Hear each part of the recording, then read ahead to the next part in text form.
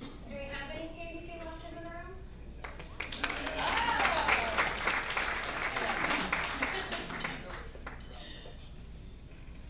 Well, I think as we mentioned before, we are broadcasting live on Power Lunch, and there will be clips of this available online after the fact as well. So they're coming to us shortly. Almost there. Oh, here we go.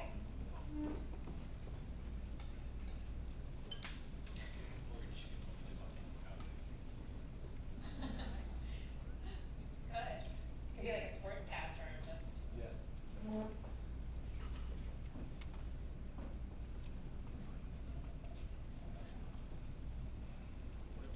Great.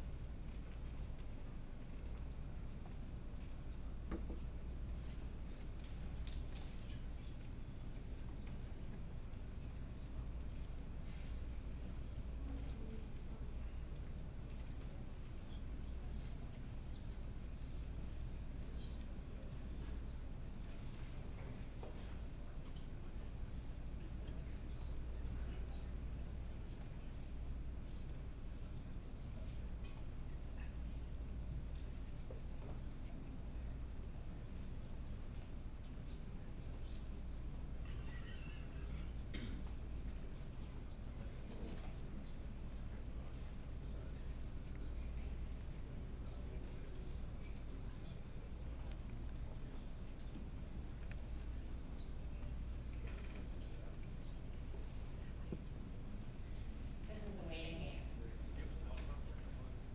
I'm sorry? No. Yeah. Just try to speak and make sense.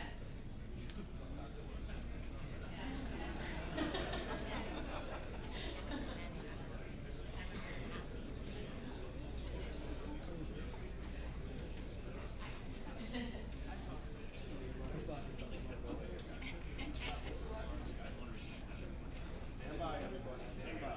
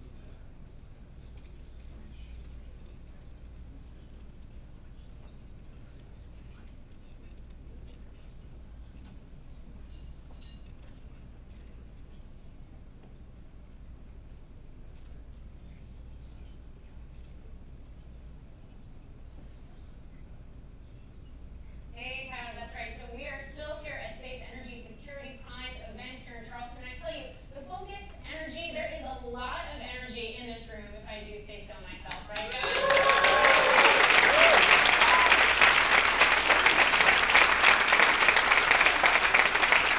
Joining us now is our second finalist, Andy Daga, and he has created a company called Momentum Dynamics. Now, there is something sitting on this table that's very interesting. This is a wireless electric vehicle charging system.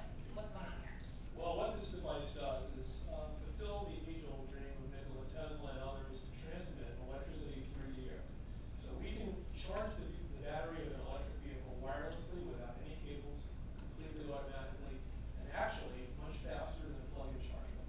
And this is so small. It's really, it seems very portable, very mobile to me. Your business model is really fascinating as well because you're plugging into the electric grid. Does that mean that you're speaking to utility companies to do that? Utility companies, major automotive companies, and all the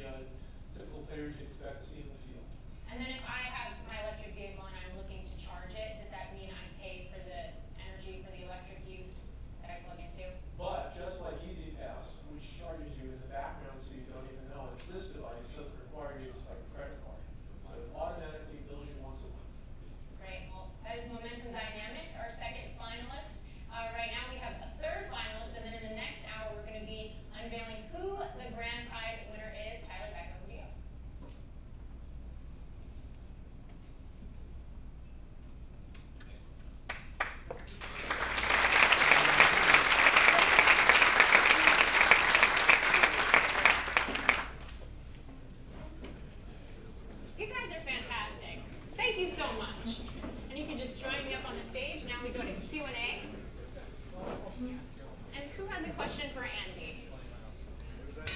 Andy, in momentum dynamics, electric wireless power transfer has been around. Microwaves or inductive cooktops. How safe is electric power transfer, the inductive power transfer used for the wireless charging applications using momentum? That's a great question, and it's one that we get all the time. The kind of energy that we transmit is magnetic energy. It's the same magnetic energy that you use in an induction cooktop or in an AC induction motor, or even in many types of industrial equipment. It's been in use in the same form we use it for decades. So people have been exposed to this, they don't even know that they've been exposed to it. It's actually used for therapeutic medical applications. So we know it's completely safe. Great. I saw a question over here. Yes, sir? Yeah, so I'm assuming there's probably some policy barriers that exist in relation to getting your technology installed and adopted. Can you talk about those and what might mitigate those? That's another good question, and actually it's not as bad as you might think. There is FCC approval and UL approval, the standard sorts of things you would expect for any new technology device. This is very similar to a plug-in charger in terms of its regulatory approval requirements. We don't see any hurdles in that area. Great. We have time for one more quick question and answer. Okay, great. Well, thank you. Oh, there's one right over here. Yeah. What's the cost difference to your product versus a plug-in? We believe that this can be brought to the market at the same price per kilowatt as a plug-in charger. So if you have a 10,000 watt or 50,000 watt plug-in charger, our technology will be at the same price point. Great. And that is the time we have right now for Q&A. Thank you so much. Andy Daga, thank you. Thank you so much. To Robbie and Safe, certainly to the Zucker family, to Clemson University, for helping to advance us, for the sake of ourselves, our children, and posterity, to a better energy future. I grew up in Los Angeles, and during my formative years, I would be taken on an annual pilgrimage to what I still recall as an amazing, awe-inspiring place. That place was Disneyland.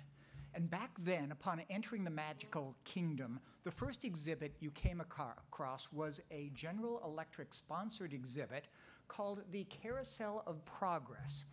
The thinly veiled commercial pitch behind the Carousel of Progress is that electricity made your life better. And as time went on, your life was going to get even better because electric technology was improving. You were ushered into a theater setting, greeted into the home of an animatronic family, and as the stage would rotate clockwise through time from one era in the history of energy to another. Now, you started out in the 1890s, before the widespread advent of electricity. Life was hard, sweaty, and laborious. Then the stage revolved you around to the same family who curiously did not age with the passage of time. First into the early electric era of the 1920s, then into the current era, which at that point in my young life was the 1960s, and then finally to what was called the energy world of the future. Now, the energy world of the future was clearly the coolest part. Zero pollution electric generators powered by the sun and the wind and the tide delivered abundant energy to clean and well-lit cityscapes, while on the roads, pollution-free electric vehicles were seamlessly shuttling along computer-controlled skyways. Inside the family house, every appliance was pre-programmed to deliver every creature comfort that you would want, from space conditioning to freshly prepared food to automated cleaning without any human intervention whatsoever. And as time went on and the value of energy increased, its cost became lower and lower as time progressed. Ahead of us was the big, bright, beautiful tomorrow, as the theme song for the Carousel of Progress proclaimed. Now here's the thing. That big, bright, beautiful tomorrow that the Carousel of Progress foretold could be and should be with us today. All of the requisite technology elements to produce, distribute, and manage clean, cheap electricity that Disneyland predicted back in my childhood are available, commercially available today. all of the intellectual property, hardware and software applications to use that clean, cheap energy in a manner that makes life better, makes life more productive, and makes life more environmentally benign also exists today. So the question is, if we have all of the commercial scale building blocks to make the energy world of the future a reality, why aren't we there yet? To answer that question, I'd like to transport you back in time, specifically to the year 1912. In that year, the majority of the North American land base, for most of this country, the dominant form of energy was the wind. Clean, low cost, and 100% American sourced. The wind blowing across this continent was the dominant source of energy for the motive force, pumping, milling, threshing, grain elevation, and domestic household needs of a significant part of this country. As electrification then started to take place, those self-same windmills were synced up with electrical generators to magnify their value and importance. We view wind energy today as a wonderful, great American success story. There are 50,000 wind turbines, as we speak today, producing energy in this country. That's a great success story. Guess what? In 1912, there weren't 50,000 windmills. There were 6 million windmills in this country 100 years ago. In 1912, if there were to have been a Fortune 100 ranking of the largest industrial enterprises in this nation, the U.S. Wind Engine Company would certainly have been prominent on that list. It was the largest and most technologically advanced wind generator in the entire world. In the 1912 annual report of the U.S. Wind Energy Company, the CEO of the firm wrote this very inspiring and optimistic pitch about the company's future. Quote, "As great as our company's sales and financial performance have been, today's successes are just a small precursor to the firm's bright future. Harnessing the wind to benefit American agriculture and industry promises a limitless market. As long as the wind continues to blow across the hills and plains of this great country, our company will continue to grow and prosper." Within 5 years of writing that tome, the U.S. Wind Engine Company had shuttered the vast majority of its production lines, and within a decade, it failed to exist as a company.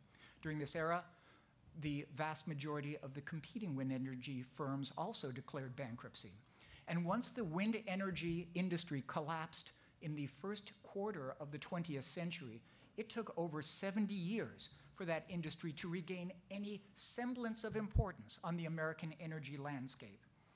Why did the U.S. Wind Engine Company die when it was most optimistic about its own future? The answer is that at the same time that this large company was boastful about its future prospects, another American energy company, much smaller, much far less confident in its future, was innovating. And those innovations of that small company had nothing to do with technology. It owned no patents or intellectual property. It was the commercial innovations of that firm, the business model that allowed its customers to say yes, that made all the difference in the world. That upstart firm was a small electric utility in Chicago, run by the former head of electric commercial operations for Thomas Edison, a gentleman by the name of Samuel Insull. Insull took over the Chicago Edison Company at a time when the firm was losing money, struggling to survive, and had 27 other competitors in the same limited geographic space. Insull had a problem. He had to become profitable. And to become profitable, he had to grow. And to grow, he had to make his product so compelling that customers saying yes to him would be a no-brainer decision. What Insull then did was shocking, revolutionary, and subject to heavy criticism from his peers at the time. He said to the government, "Please regulate me." Shocking, revolutionary, and absolutely brilliant, because he recognized that he was in a very capital-intensive business. And regulation meant the ability to supply a defined service territory and thus convince lenders to provide for him significant amounts of low-cost debt against his secure revenue base. Insull convinced the state of Illinois to establish the Illinois Public Utilities Commission in 1913 to regulate him. The act allowed Insull to do what no one in that industry had been able to do before: access low-cost permanent capital. And that capital allowed him, over the ensuing years, to drop his price of his product by over 80%. But there was something more important than just dropping his price. Unlike the windmill companies, Mr. Insull was financing himself all of the upfront capital costs associated with building out the infrastructure, and he could charge you on a monthly basis for what you used. If I wanted to buy a windmill from the US Wind Engine Company, I had to fork out the hundreds of dollars, which at that time was a lot to fork out, so that I could generate power for my farmer business. I had to buy the product from the US Wind Engine Company, I had to construct it myself, and it cost a lot of money before I got one iota of benefit.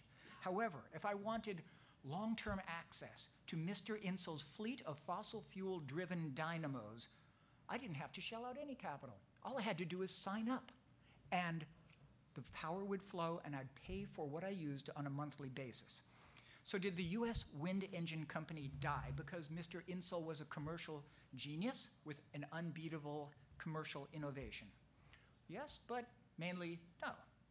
It was because the US Wind Engine Company failed to commercially adapt while his competitors were adapting. They didn't offer the same types of products and services and commercial innovation. There was nothing proprietary, there was nothing exclusive about what Mr. Insull had done.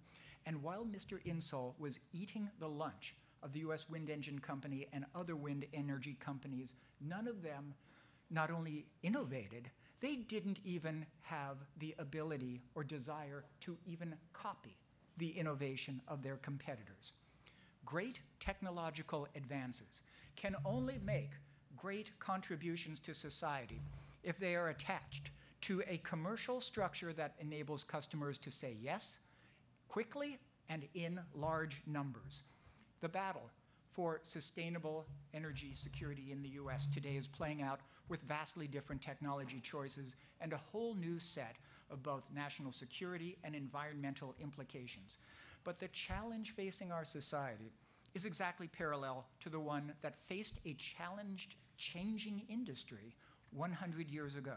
And that is a framework in which vast amounts of capital need to be deployed in order for a new portfolio of energy production, delivery, and consumption options to replace the entrenched way of making, delivering, and using energy. We in the energy industry operate in the most capital-intensive business on earth. The business models that enable new sources and applications of energy to rapidly penetrate the market are as important, and I would argue even more important, to the mass adoption of energy innovations in our society than the exact nature of the next major energy technology breakthrough. We are here to celebrate innovations in energy technology that are potentially disruptive in advancing the evolution towards sustainable, low-cost American energy. What these potentially transformative technologies need in order to become actually transformational products and services are commercial innovations that will enable wide-scale societal adoption. We have been told the not full truth about mousetraps and building better mousetraps. And as Ralph Waldo Edison claimed, if you build one, the world will beat a path to your doorstep.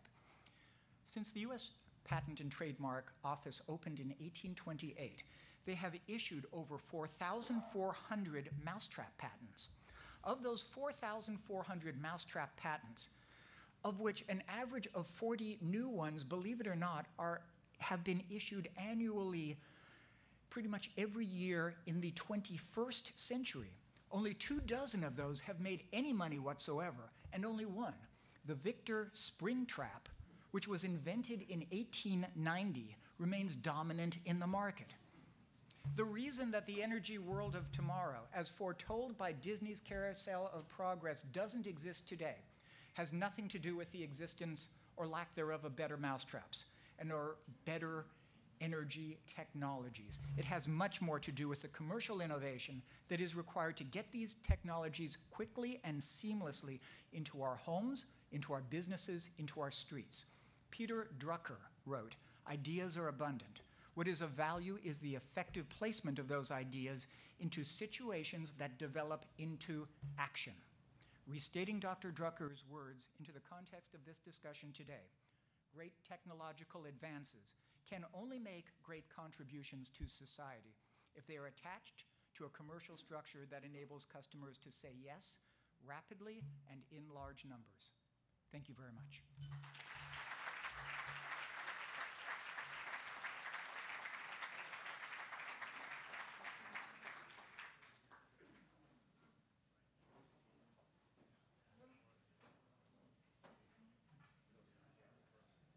Hello again. We're doing our third interview. It's going to be starting in just a moment. Please bear with us again.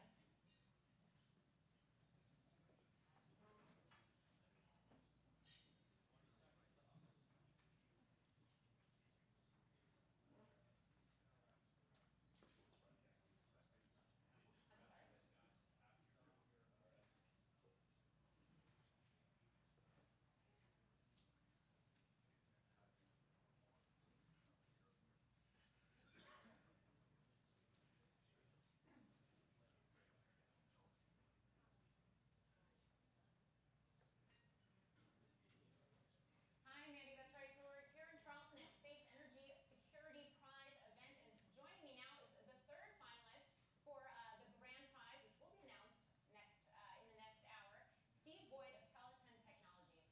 Now, you have created technology around truck platooning. What is truck platooning? What does this technology look like?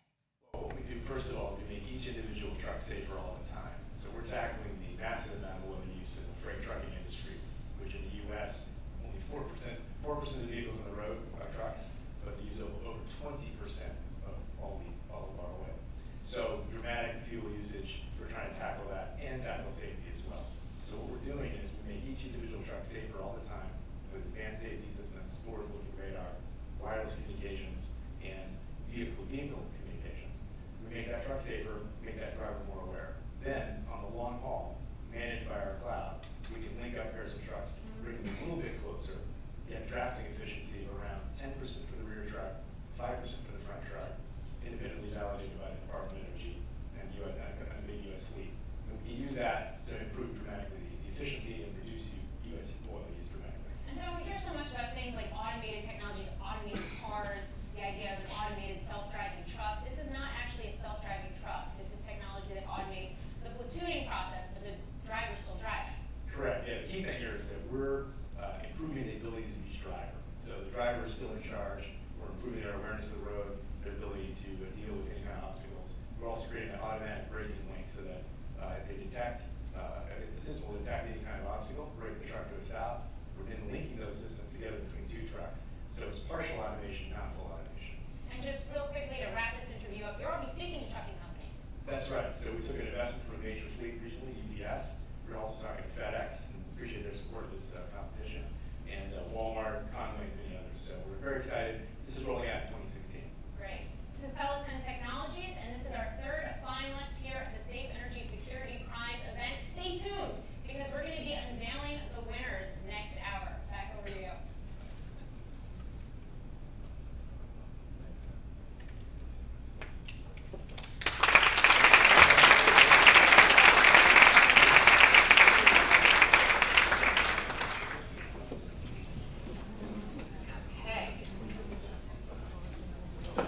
So it's time for Q&A once again. Does anyone have some questions for Steve? What's the reaction been from the trucking industry when you talk to, and are there any concerns or questions about additional driver training and education? So first of all, the industry's been very excited about this. It turns out that truck platooning has been looked at for over 30 years, with research starting in California, University of Berkeley, and then around the world there's been a bunch of work on this. So there's actually a risk that the U.S. would fall behind on this technology area because there's a lot of work in Europe right now by fleets like Scania and others. Now, we recently took an investment from Volvo, which has been outstanding. So there's a bit of a link now between Europe and here on this technology. But the fleets are very excited. As I was mentioning, we have UPS has invested in our company. FedEx is also in discussion with us, and we're working with Walmart and Conway as well towards holding fleet trials in 2016. To your question about driver training, absolutely important, and a large part of what we'll be doing is implementing driver training related to how to use these systems. The systems improve driver effectiveness because they provide an instantaneous alert about obstacles, more information for the driver, but properly delivered to them so they aren't distracted. Their eyes stay on the road. We put these two trucks together, and what we do is we share video between the trucks as well. So the drivers eliminate their blind spots. The driver behind can see the road ahead. So today, and I was talking to somebody at lunch today, trucks are too close together often in many parts of the country. The drivers don't know the weight of the trucks around them. They aren't connected at all. We change that situation to improve the net safety on the road as well as the efficiency. Great, we have time for another quick question and answer. Yes, sir. See, this is a fascinating technology to me. Can it be used to do more than two trucks? And if so, what's the impact on the efficiency of each other? Yeah, good question. So we're starting out with pairs of trucks. We want to have these systems enter the roadway in a way that is appropriate for the other motorists. It doesn't present what would be a perceived barrier on the roadway to other vehicles. One thing about our system, though, is it will help the drivers park the vehicles to allow vehicles to pass through between the trucks if necessary. Now, they're going to be a little closer together, so typically a driver won't do that, but sometimes that happens. So longer chains can be a bit of a challenge under that, but what we're doing is starting with two, and then these active safety systems allow longer chains, savings of up to 35%. Great. Steve Boyd, thank you so much. Thank you.